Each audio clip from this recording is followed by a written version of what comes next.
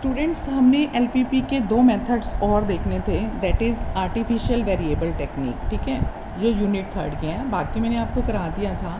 This is your artificial variable technique, ठीक है, artificial variable technique, ठीक है। इसमें हम दो मेथड्स करेंगे। आर्टिफिशियल वेरिएबल टेक्निक के अंदर हम दो मेथड करेंगे, that is one is your big M method and another is the big M method and another is the two phase method, ठीक है।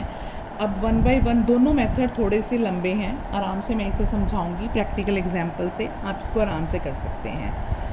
अगर हमने दोनों के दोनों मेथड तभी आएंगे अगर आपको सिंप्लेक्स मेथड आता है तो, ठीक है।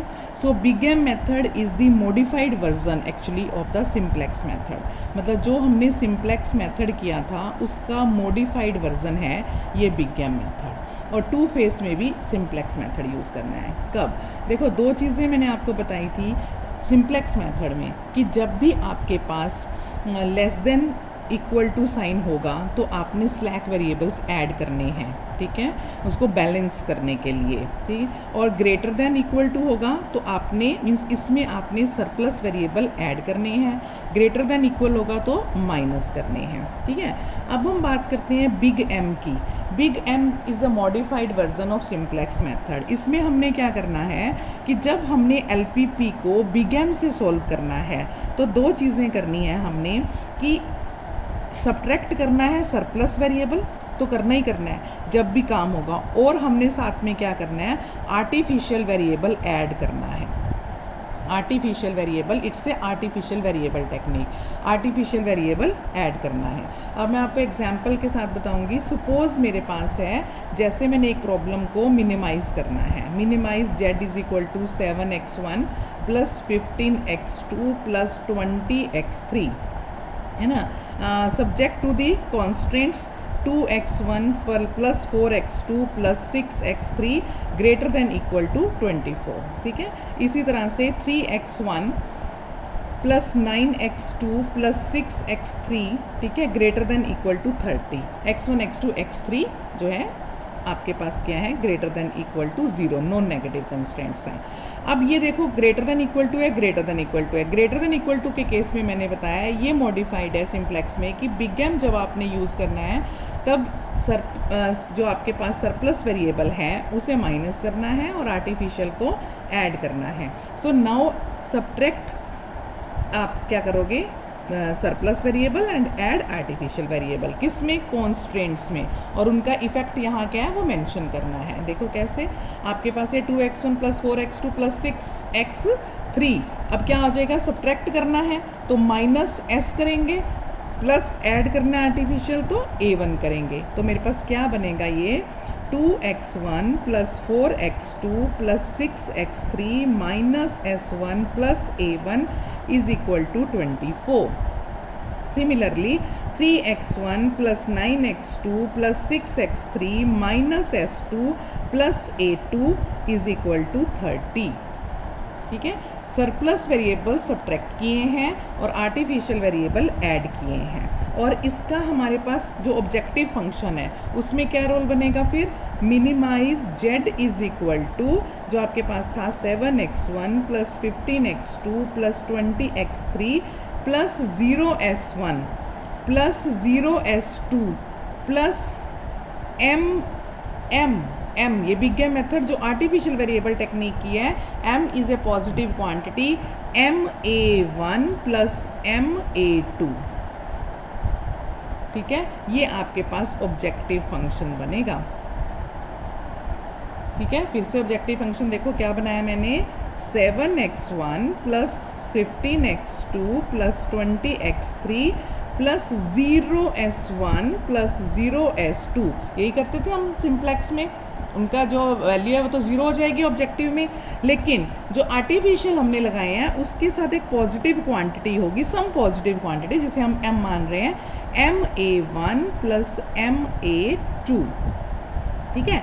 ये है आपके पास z इज इक्वल टू, ये आपके पास क्या आ गया, z इज इक्वल टू, जिसको आपने मिनिमाइज करना है, ठीक है। ये ऑब्जेक्टिव फंक्शन है z is equal to this, ठीक है, और इसको हमने minimise z is equal to this, और ये कॉन्स्टेंट्स हैं, ठीक है। अब इसको m क्या है, m जो हमने ऐड किया है ये बस यहाँ पे एक्स्ट्रा किया है, जिसको हम बोलेंगे m is the positive value, ठीक है।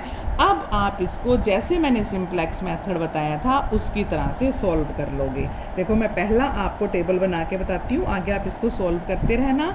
जैसे इनिशियल टेबल क्या बनेगा इसका, फर्स्ट इनिशियल टेबल क्या बनता होता था बताओगे? फर्स्ट इनिशियल टेबल क्या बनता होता है, जो CJ, सबसे पहले हम CJ लगाते हैं, ठीक है। फिर हम बेसिक वेरिएबल लिखते हैं और बेसिक वेरिएबल के साथ हमारे पास जो कॉस्ट एसोसिएटेड होती है CB वो होती है, और यहाँ पर हमारी वो पूरी मैट्रिक्स चलेगी जितने वेरिएबल हैं x1 x2 x3 s1 s2 a1 a2, ऐसे ही करते थे सिंप्लेक्स में। अब ये CJ क्या है, जो इस x1 के साथ कॉस्ट एसोसिएटेड है। देखो x1 के साथ कितनी एसोसिएटेड है 7, तो यहाँ पे 7, x2 के साथ कितनी एसोसिएटेड है 15, तो 15, x3 के साथ कितनी एसोसिएटेड है 20, तो 20, S1 के साथ कितनी एसोसिएटेड है 0, फिर 0, A1 के साथ कितनी एसोसिएटेड है M, और A2 के साथ भी M, ठीक है। बेसिक वेरिएबल हमारे यहाँ पे क्या बनेंगे, बेसिक वेरिएबल, जो ये बेसिक वेरिएबल है जो हमने ऐड किया आर्टिफिशियल वेरिएबल A1 और A2।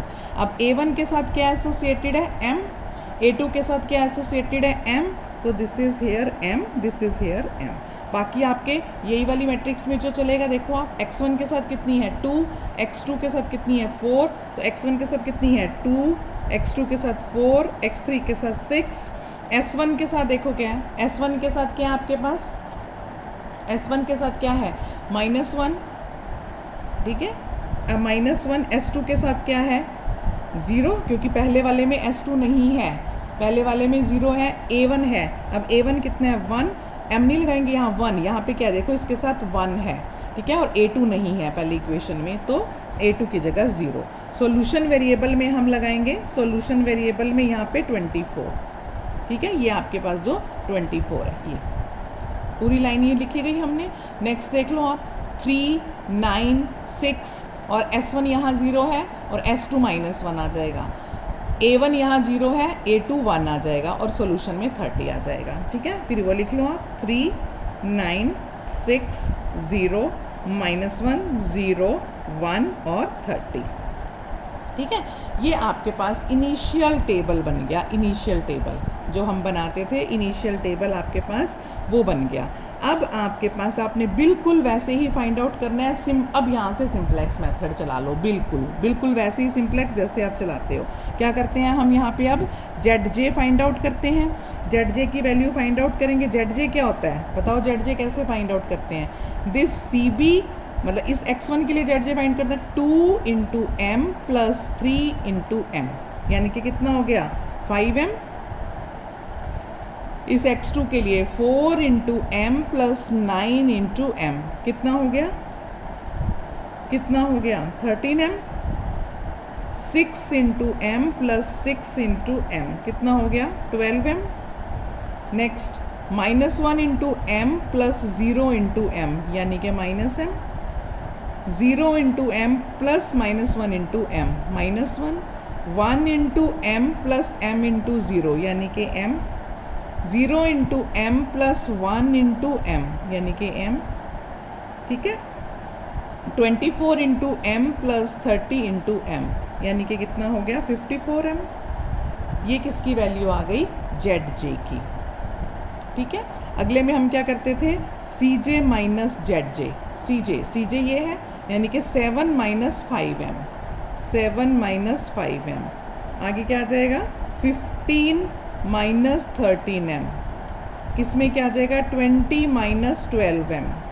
नेक्स्ट क्या आ जाएगा आपके पास 0 माइनस यानी माइनस माइनस प्लस m, फिर क्या आ जाएगा m, m - m 0 0, और यहाँ पे आपके पास ये, ठीक है, ये आ गया CJ - ZJ। फिर क्या करते थे हम देखते थे कि जब सारा फार्मूला हमने निकाल लिया ZJ का, फिर CJ - ZJ का, अब हमने देखना है कि सारी की सारी सी जे माइनस जेड जे अगर ग्रेटर देन इक्वल टू 0 हैं, ठीक है, all C J minus Z J must be greater than equal to 0, क्योंकि मिनिमाइजेशन की प्रॉब्लम है तो ये C J minus Z J should be greater than equal to 0। लेकिन यहाँ पर सब ग्रेटर देन इक्वल टू 0 नहीं है, क्योंकि m क्या है, कोई पॉजिटिव क्वांटिटी है, वो जब m 5 से मल्टीप्लाई होगी और 7 में से माइनस होगी तो डेफिनेटली यहाँ पे नेगेटिव वैल्यू आएगी, यहाँ पे भी नेगेटिव आएगी, यहाँ पे भी नेगेटिव आएगी। इसका मतलब हमने देखना है कि किस में सबसे ज़्यादा नेगेटिव वैल्यू आएगी, यही देखते थे ना, सी जे माइनस जेड जे की कौन सी वैल्यू सबसे ज़्यादा नेगेटिव है। तो ये 15 माइनस 13m जो है सबसे ज़्यादा नेगेटिव है। तो ये मेरे पास 15 माइनस 13m यानी कि ये मेरे पास क्या बन गई, की रो। इसको क्या बोलेंगे, की रो। अब जब हमारे की column, this is the key column, 15 minus 13m is the most negative value, so this is the key column.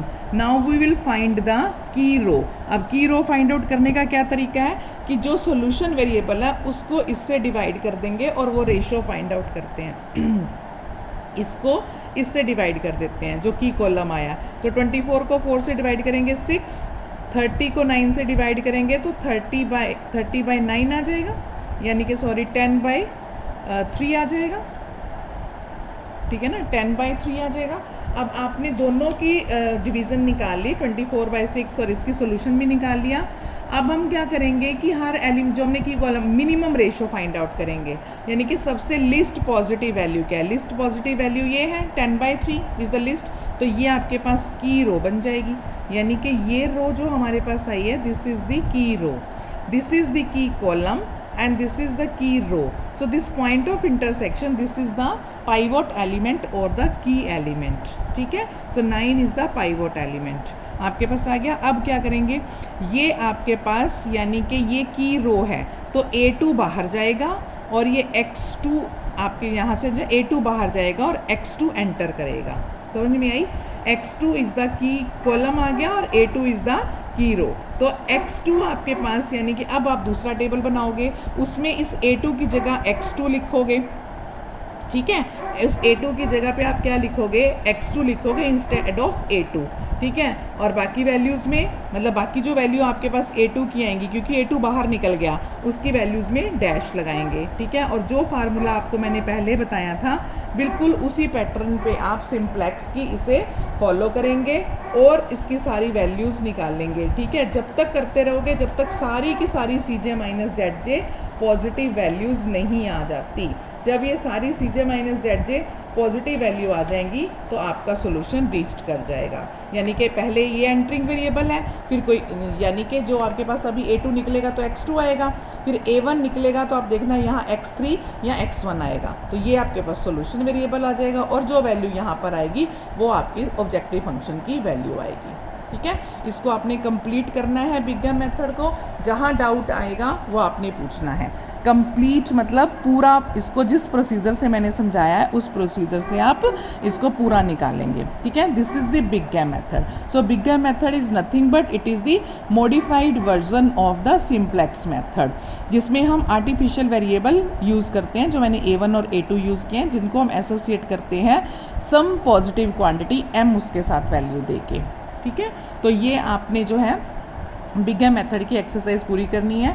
इसके बाद में आपको टू फेस मेथड भी बताऊंगी, ठीक है। जो थर्ड यूनिट का था ड्यूअलिटी मैंने आपको बता दिया था, तो थर्ड यूनिट भी आपकी कंप्लीट हो जाती है, ठीक है। इससे नेक्स्ट मैं आपको टू फेस मेथड बताऊंगी।